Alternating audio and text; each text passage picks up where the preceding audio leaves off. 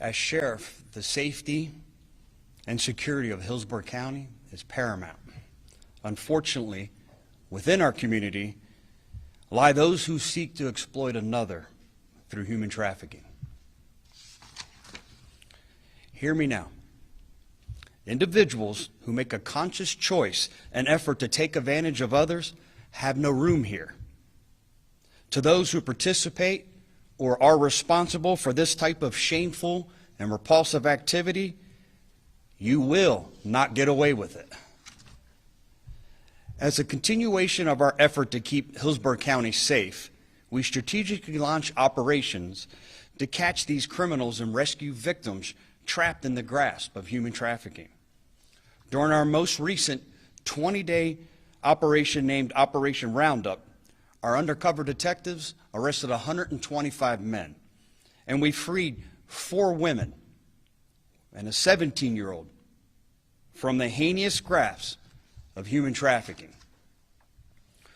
Throughout this operation, our detectives created undercover profiles online and chatted with men who believed they were speaking to minors, created false advertisements for sex, and undercover female detectives posed as streetwalkers. Among the men we encountered during Operation Roundup, our detectives arrested Joel Velasco, a Hillsborough County school teacher who offered to pay our undercover detectives $60 in exchange for sex. We also came into contact with Samuel Phillips Jr., a pastor at Be Limitless Church, when he responded to a false ad placed on an escort website and offered to pay our undercover detective for sex. These men, who were all held to a higher standard of trust and respect, were arrested for soliciting another to commit prostitution. With the strategic use of social media, our detectives were also able to catch those attempting to take advantage of our most vulnerable, our children. Philip Villaquetto is a 48-year-old man living in Valrico, Florida. We had the displeasure of meeting him when he engaged in conversation with our undercover detective posing as a minor and solicited sex. His messages, his intentions were clear and crude. Villaquetto traveled to meet a 14-year-old girl, but instead was met by our detectives who immediately took him into custody. Once again, using our social media as veil, we apprehended Montasir Shafiq, a 30-year-old man from Lutz. He thought he was communicating with a 14-year-old boy. His text, too vile to fathom. Shafiq was arrested on multiple charges, including 30 counts of transmission of harmful material to a minor. Although this operation inches near Halloween, a time where our kids will take to the streets seeking some safe, wholesome fun, our approach year-round is proactive and relentless. We have a strong team of dedicated detectives who work tirelessly to put a stop to human trafficking. During our hotel operation, we had made more than 1,000 contacts, many that ended when they found out that they needed to travel into this county. Our efforts are working. Those criminals don't want to come to Hillsborough County to solicit sex. Our work doesn't stop here. The goal throughout this operation and others alike is to reduce the demand, rescue those in need, and help guide them to the proper resources and help. This operation helped rescue 4 women and a teenager from the perils of human trafficking, all of whom were connected with Sail of Freedom, an incredible organization that provides support for human trafficking survivors. These 5 women now have access to the resources they need for a safer and brighter future. The only thing wrong with the number of victims is that we know that there are more out there. If you know someone or believe someone is a victim of human trafficking, please say something. You could be saving a life. You can report suspected human trafficking by calling the National Human Trafficking Hotline at 1-888-373-7888. Before I take any questions, Because of the unfortunate success of operations like this over the past several years, I have now created a full-time human trafficking squad to focus on reducing the demand and rescuing victims. To those detectives, as always, the ones who were not able to show and are behind the cameras, thank you. Thank you for your tireless efforts. We are beyond grateful for each and every one of you and what you're doing to keep our community safe. I'm now happy to take any questions. This full-time squad, how many people visit Midwest here? And are they drawing from other places and then coming when they're needed to do that and then back out? Great question. This is a full-time squad, and their entire focus will be focused on the complex problem of human trafficking. And what I mean by complex is it comes in many different forms and fashion.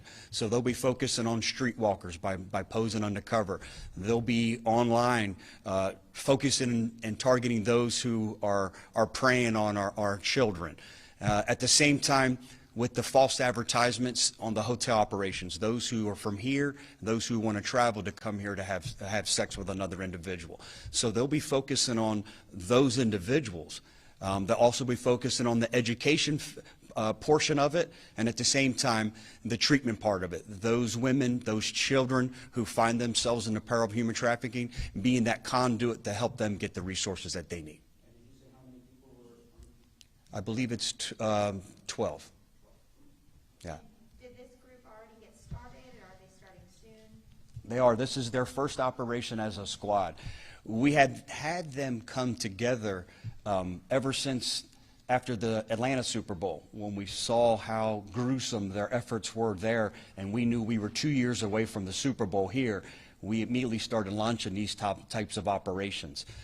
The reason I commend them is because it's becoming more difficult. One thing that I'm extremely proud of is, and they always share with me, is if you're in Tampa, it's too hot. I don't want to come to Hillsborough County. I don't want Sheriff Chronister pointing to my picture on this board, which is a good thing. So it's become a little more difficult, but to still see these types of numbers, to still see the number of women that we're rescuing, I knew that we had to have a full-time squad, and we will continue this until we eradicate human trafficking here in Hillsborough County. Sheriff, I know sometimes people delineate between a prostitute and somebody who's being controlled. Was the 17-year-old or any of these women actually, do you know whether or not they were being controlled by somebody for purposes of human trafficking? Yeah, we suspect they're all being controlled. I don't think there's too many out there that choose this type of work. Some of them tell us that they are. Our goal is never to re-victimize a prostitute. Our goal is to try to guide them to try to get some resources. But that's the biggest obstacle. I've been saying this for almost 3.5 years now. The biggest challenge we face is individuals, as dysfunctional as the relationships are with the people trafficking them, it's the one individual that they know that they can count on, whether it's to feed the addiction, whether it's the clothing, the shelter, whatever that connection is, as dysfunctional as it is, they know that's the one person they can depend on. So to take this giant leap of faith and say, hey, I realize that I can be something better, I can do something safer, I don't have to be a product of my environment, whatever the cause may be, that's our biggest challenge, and that's why we've been focusing, working with groups like Created, Sail of Freedom, a lot of different non-government entities who do a wonderful job of, once they get in, providing them treatment for addiction, giving them a safe place to stay, providing them clothing, helping them regain that esteem that they need to be successful in life. The effort that was made before the Super Bowl and WrestleMania, obviously that continues. Today, beyond those big events that people warned us that this would be a magnet for this sort of behavior, is that because what we've learned during that shows that there's still just vulnerability all the time, regardless of big events or not? 100%. We know that one thing we've learned is it's not just special events that create that human trafficking. You know, the need to target that need and that demand. It's full time. I think we saw it more robust because we know individuals are traveling to big events like that because of the abundance of the opportunity to feed their perversions, and that's what these predators feed on. And you mentioned Halloween. Do you guys typically see an increase in human trafficking around the holidays coming up, or do you see any pattern with that? We haven't yet. It'd be irresponsible for me to say that. I'll be able to answer that in the next couple of months. But no, we've seen an increase during some of our big events, national championship, Super Bowl, WWE, a lot of big events here in Tampa. But one thing that we learned is the numbers are still here. The number of women, the number of children that are being targeted, the numbers are still here. I wish I could sit here and say that that's not the case, but it is the case. So that's why I'm extremely excited to announce that we have a full-time human trafficking squad that will focus on the demand and focus on keeping the youth in this community safer. Last question? Sheriff, you mentioned 30 counts of harmful material. What kind of material is that? Pornography or something? Pornography, pictures of himself naked, again, repulsive. The 30 pictures that he sent and the conversation that he had, what he felt was with a 14-year-old, telling him the things that he wanted to do with them and teach them. I can't even fathom. It's too repulsive to repeat.